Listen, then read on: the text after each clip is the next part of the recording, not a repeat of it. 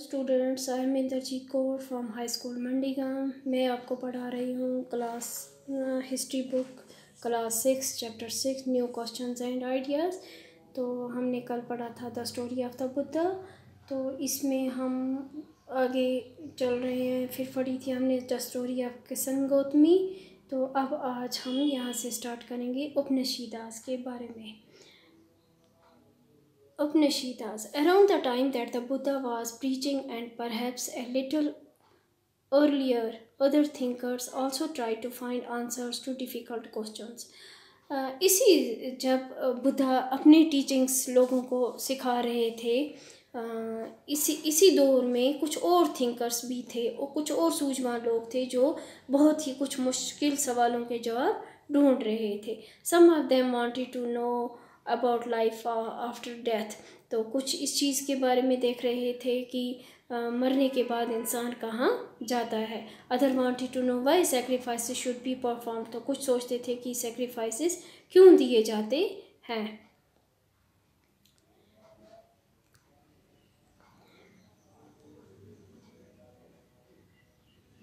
Many of these thinkers felt that there was something permanent. तो कुछ कहते थे कि कुछ चीज़ तो परमानेंट है इस यूनिवर्स में, that would last even after death, जो डेथ के बाद भी रहती है।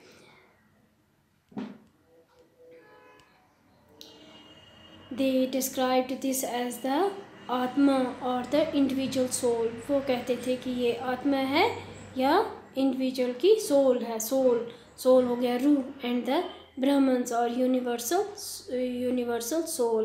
They believed that ultimately both the Atma and the Brahmins were one.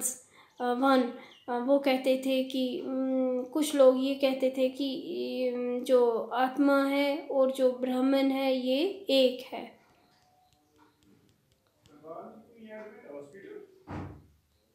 Many of their ideas were recorded in the Upanishads. तो ये जो सारे रिकॉर्ड थे ये सब किस में कलेक्शन हो रही थी, किस में रिकॉर्ड हो रहे थे? उपनिषद में, एक ग्रंथ है हिंदुओं का। These were part of the later Vedic text. तो ये वैदिक टेक्स्ट थी, लिखी हुई टेक्स्ट थी। उपनिषद literally means approaching and sitting near, एक साथ बैठना। And the text contain conversations, और जो टेक्स्ट में कन्वर्सेशन होती थी, conversations between teachers and students. तो किसके दरमियान डिस्कशंस होती थी, कन्वर्सेशंस होती थी? टीचर्स और स्टूडेंट्स के दरमियान।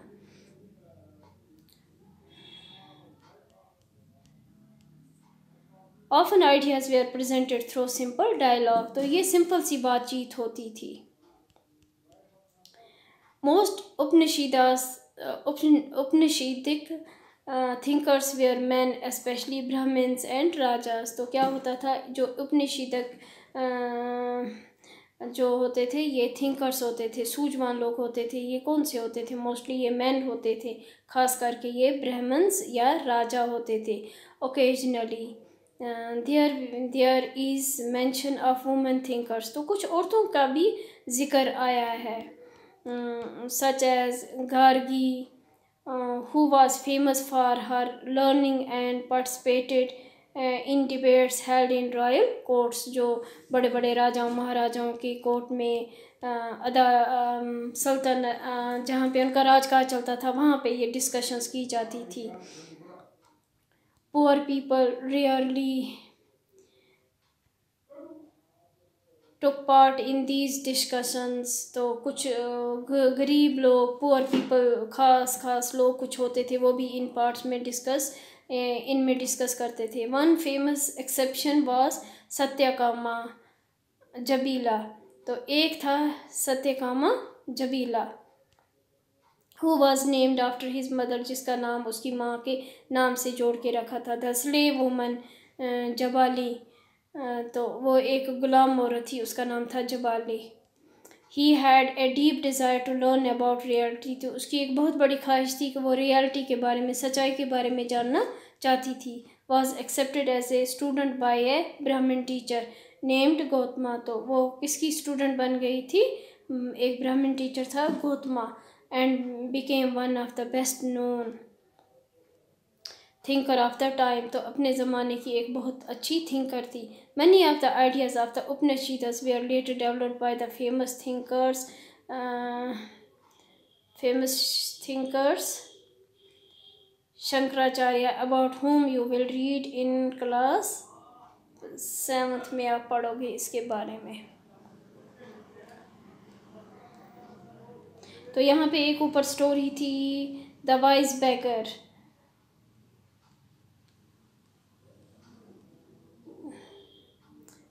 Panini the grammarian. This was also the time when other scholars were at work. ये वो टाइम था जब कुछ स्कॉलर्स थे. तो one of the most famous was Panini. तो एक स्कॉलर था पन्नी, who prepared a grammar for Sanskrit. तो जिसने ग्रामर बनाया संस्कृत के लिए. He arranged the vowels and the consonants in a special order. तो उसने vowels और consonants बनाए and then used them to create formula like those found in algebra. तो ये algebra के लिए भी कुछ formulas बनाए. He used these to write down in rules. उनको rules में लिखा. Language in short formula around 3000 of them.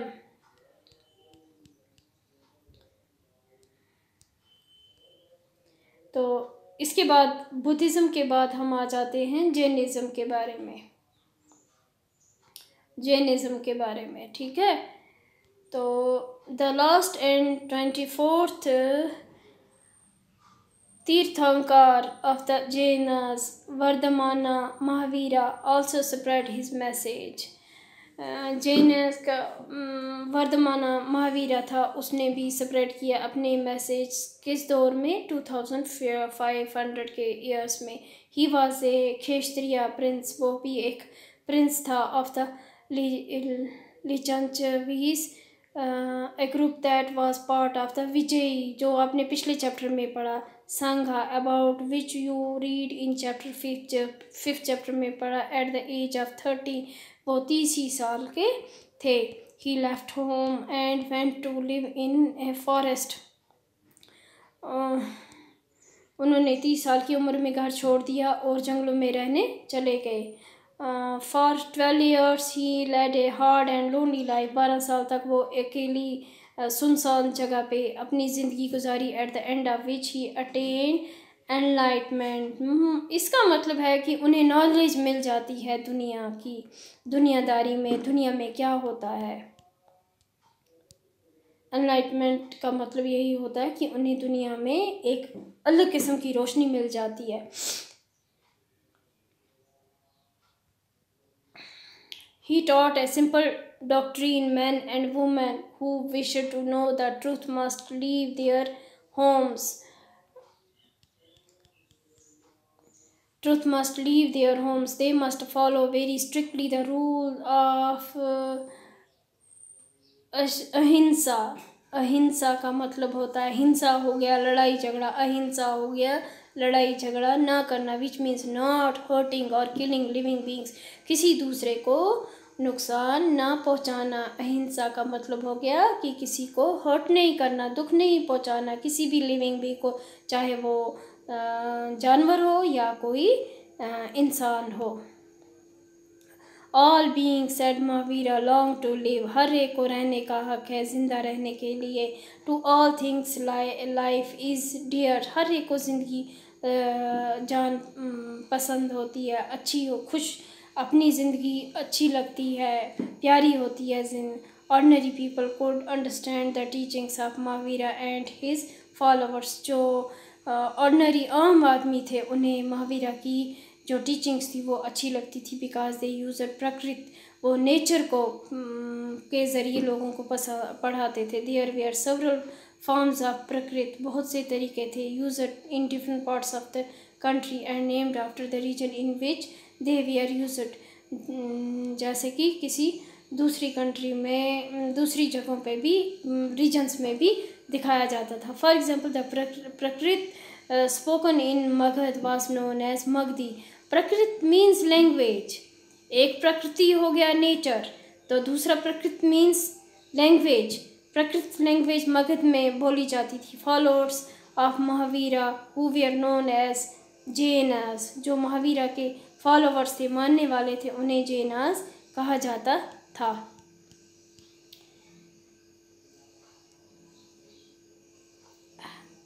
Had to lead very simple life, इनकी ज़िंदगी जो थी वो बहुत सीधी सादी ज़िंदगी थी। बेगिंग, ये मांग कर खाते थे। फूड जो था, ग़िज़ा जो ये खाते थे, वो मांग कर खाते थे। They had to be absolutely honest, वो बहुत ईमानदार होते थे। And we are specially asked not to steal, और कहते थे कि चोरी नहीं करो। Also they had to observe celibacy, and men had to give up everything including their clothes.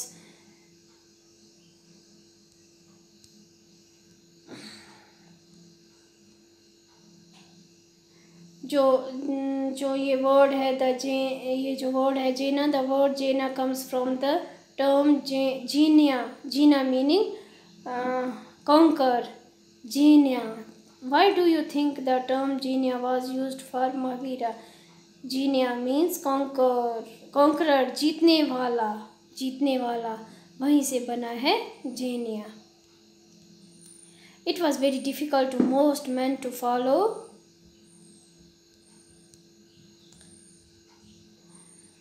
It was very difficult for most men and women to follow these strict rules. तो बहुत से लोगों के लिए बहुत मुश्किल था ये रूल्स मानने। Follow these strict rules. Nevertheless, thousands left their homes to learn and teach this new way of life. हज़ारों की तादाद में लोगों ने अपने घर छोड़ दिए, जो ये न्यू टीचिंग्स, अपनी ज़िंदगी का नया फ़लसफ़ा सीखने के लिए घरों से चले गए। Many more remain behind, तो कुछ घर में भी रह गए। And supposed those who become monks and nuns providing them with food, जो पीछे रह गए वो उन्हें फूड वगैरह प्रोवाइड करने लगे। जो औरत थी उसे नन कहा जाने लगा, और जो मर्द थे उन्हें मॉन्क्स कहा जाने लगा।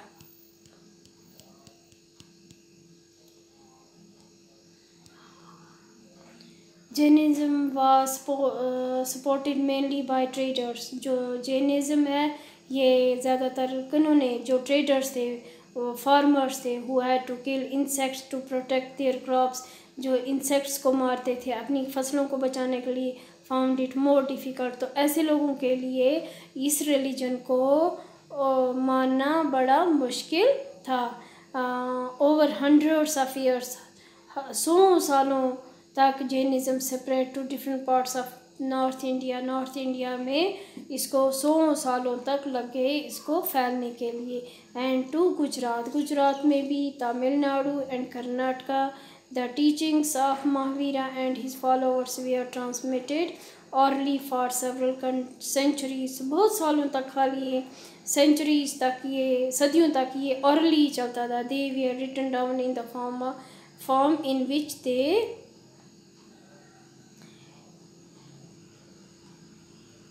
they are presently available at a place called Vallabhi. एक जगह है जिसका वल्लभी, ये जगह गुजरात में है। अबाउट 1500 years ago, वल्लभी जो जगह है गुजरात में, वहाँ पे ये चीज़ें सब लिखी गई जैनिज़्म के बारे में। इससे पहले ये क्या था, ये ज़बानी बोली जाती थी। तो आज का हमारा टॉपिक इतना ही है। तो नेक्स्ट में हम पढ़ेंगे संज्ञा के बारे में। नेक्स्ट टॉपिक में हम संज्ञा के बारे में पढ़ेंगे। Thank you.